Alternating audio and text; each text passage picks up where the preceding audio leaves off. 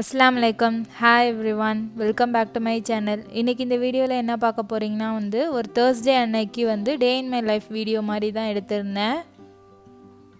இந்த வீடியோவில் மெயினாக நான் என்ன காமிச்சிருப்பேன்னா நான் அன்றைக்கி ஃபுல்லாக என்ன சாப்பிட்டேங்கிறது தான் நீங்கள் எல்லாம் பார்க்க போகிறீங்க.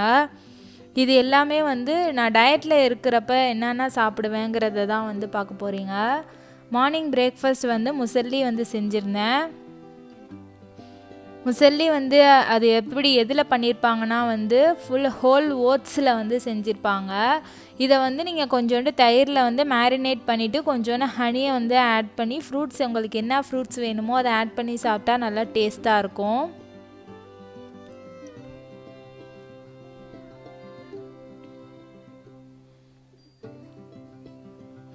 இதுதான் நான் வாங்கின ஸ்டாண்ட் மிக்சர்.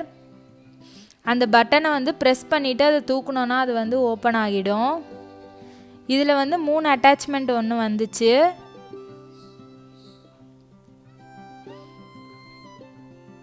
இந்த மாதிரி ஒன்று வந்துச்சு. அப்புறம் இந்த விஸ்க் ஒன்று வந்துச்சு. அப்புறம் ரிஃபா ஒன்று எடுத்துட்டா. அது மாவு மிக்ஸ் பண்ணுறது ஒன்று வந்துச்சு.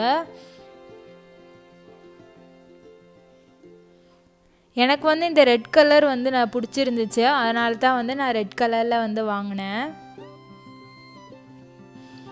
இப்போ ஆஃப்டர்நூன் டைம் ஆகிடுச்சு. ஆஃப்டர்நூன் அன்றைக்கி என்ன சாப்பிட்டேன்னா சாலடு தான் சாப்பிட்டேன்.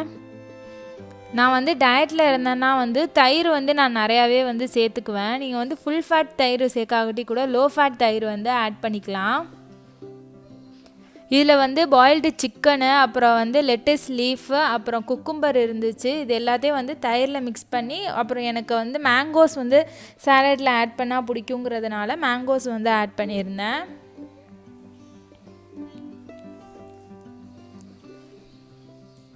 இப்போ ஈவினிங் டைம் ஆகிடுச்சு. இது தேர்ஸ்டேங்கிறதுனால ஷாப்பிங் போவோம் எப்போதும். அன்றைக்கி ஒரு பாதி நான் தான் ஓட்டிகிட்டு போனேன். ஏன்னா இன்னும் டிரைவிங் லைசன்ஸ் எடுக்கலைங்கிறதுனால மெயின் ரோடு வரைக்கும் நான் ஓட்டலை. எங்களோட லிமிட்டு வரைக்கும் தான் நான் ஓட்டிகிட்டு போனேன். மெயின் ரோட்டுக்கு முன்னாடியே ஸ்டாப் பண்ணிட்டேன். இப்போ தான் டிரைவிங் லேர்ன் பண்ணிகிட்டு இருக்கேன். இந்தியாவில் லைசன்ஸ் எடுத்துகிட்டு இங்கே எடுத்தால் கொஞ்சம் ப்ராசஸ் ஈஸின்னு சொல்கிறதுனால இந்தியாவில் இந்த டைம் இந்தியாவுக்கு போகிறப்போ லைசன்ஸ் எடுத்துகிட்டு அப்புறம் இங்கே எடுத்துக்கலான்னு தான் பிளான் பண்ணியிருக்கோம். ஃபஸ்ட்டு ஒரு 1 டே ஓட்டுறப்ப தான் கொஞ்சம் பயமாக இருந்துச்சு. அடுத்தடுத்த தடவை ஓட்டுறப்ப எனக்கு கொஞ்சம் ஈஸியாக தான் இருந்துச்சு. மேனுவல் கார் ஓட்டுறது கொஞ்சம் கஷ்டம்னு. இது ஆட்டோமேட்டிக் காருங்கிறதுனால ஈஸியாக தான் இருக்குது ஓட்டுறதுக்கு. கியர் நம்ம மாற்றிக்கிட்டே இருக்கிறதுக்கு தேவையில்லை. ஒன்லி டிரைவிங்கில் போட்டுட்டு நம்ம ஓட்டிகிட்டு போயிடலாம்.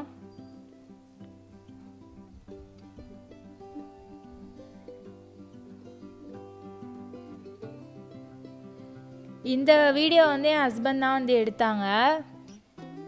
நான் டிரைவ் பண்ணிகிட்டு இருந்தேன். முன்னாடி உட்காருங்கன்னா அவங்க பின்னாடி உட்காந்துட்டு வீடியோ எடுத்துக்கிட்டு வந்தாங்க.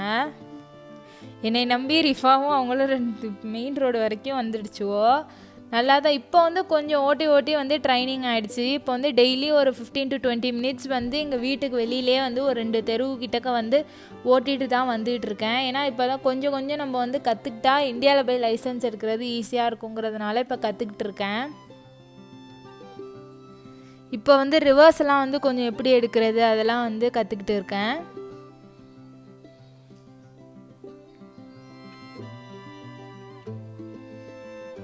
நம்மளுக்கு ஸ்டேரிங் கண்ட்ரோல் தான் முக்கியம் அப்படிங்கிறதுனால அதை தான் ஃபஸ்ட்டு ஒரு 1 வீக் ப்ராக்டிஸ் பண்ணேன்.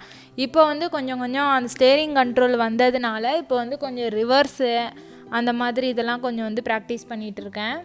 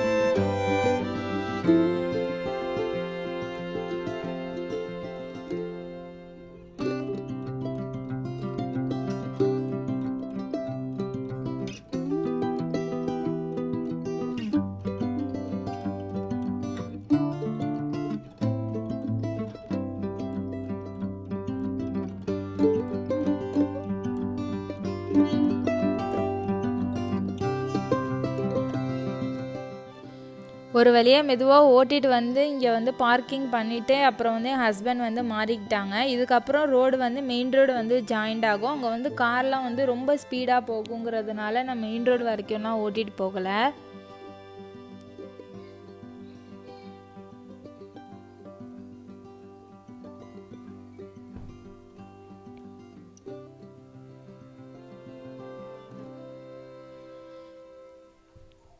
அப்புறம் ஷாப்பிங்லாம் முடிச்சுட்டு நைட்டு வந்து வீட்டுக்கு வந்தாச்சு. நைட்டு வந்து என்ன டின்னர் வந்து ப்ரிப்பேர் பண்ணியிருந்தேன்டா வந்து ப்ரோட்டீன் தோசை தான் வந்து ப்ரிப்பேர் பண்ணியிருந்தேன்.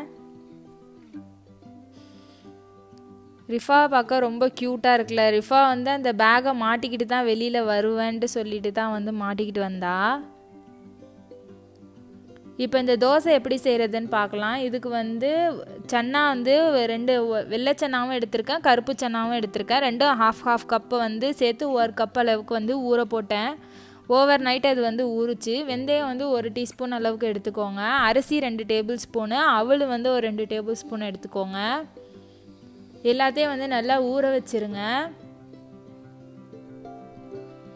இப்போ இது எல்லாத்தையும் வந்து ஒன்றா சேர்த்து ஆட் பண்ணி நம்ம வந்து அரைச்சிடலாம். உங்களுக்கு தேவையான அளவுக்கு தண்ணியை ஊற்றி அரைச்சிக்கோங்க. நீங்கள் வெள்ளை அவ்வளோ யூஸ் பண்ணாலும் ஓகே தான். என்கிட்ட வந்து இப்போதைக்கு அந்த ப்ரௌன் கலர் அவ்வளோ தான் இருந்ததுனால நான் வந்து ப்ரௌனே வந்து யூஸ் பண்ணிக்கிட்டேன். நீங்கள் வந்து நார்மல் இட்லி அரிசியை யூஸ் பண்ணிக்கலாம். நான் வந்து பாஸ்மதி ரைஸ் வந்து யூஸ் பண்ணியிருக்கேன். இட்லி அரிசி வந்து வீட்டில் இல்லைங்கிறதுனால.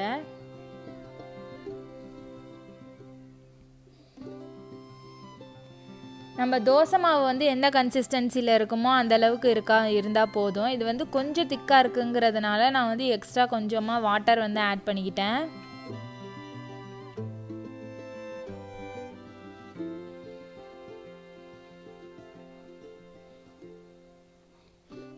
நான் போடுற வீடியோஸ்லாம் உங்கள் எல்லாருக்கும் வந்து பிடிச்சிருக்கும்னு நினைக்கிறேன். பிடிச்சிருந்துச்சுன்னா கண்டிப்பாக என் வீடியோ வந்து நீங்கள் நிறையா பேருக்கு வந்து ஷேர் பண்ணுங்கள். அப்புறம் என் வீடியோ வந்து லைக் பண்ணுங்கள், சப்ஸ்கிரைப் பண்ணிவிடுங்க மறக்காமல் சேனலுக்கு. அப்படியே பக்கத்தில் உள்ள பெல் ஐக்கானையும் வந்து ப்ரெஸ் பண்ணிக்கோங்க. இப்போ இதுக்கு தேவையான அளவுக்கு உப்பு வந்து ஆட் பண்ணிக்கலாம். நம்மளோட பேட்டர் வந்து ரெடி ஆகிடுச்சு. இதை வந்து நீங்கள் நார்மலாக தோசை சுடுற மாதிரி சுட்டு எடுத்துட்டாலே வந்து ரெடி ஆகிடும். இதை வந்து நீங்கள் ஓவர் நைட்லாம் வைக்க வேண்டிய அவசியம் கிடையாது, உடனே வந்து சுட்டுடலாம். தோசை வந்து ரெடி ஆகிடுச்சு. அவ்வளோதான் இன்றைக்கி வீடியோ. உங்கள் எல்லாருக்கும் இந்த வீடியோ வந்து பிடிச்சிருக்கும்னு நினைக்கிறேன். பிடிச்சிருந்துச்சுன்னா வீடியோவுக்கு லைக் பண்ணுங்கள், ஷேர் பண்ணுங்கள். அப்படியே சேனலுக்கு மறக்காமல் சப்ஸ்கிரைப் பண்ணிவிடுங்க. தேங்க்ஸ் ஃபார் வாட்சிங். பாய் எவ்ரிவான்.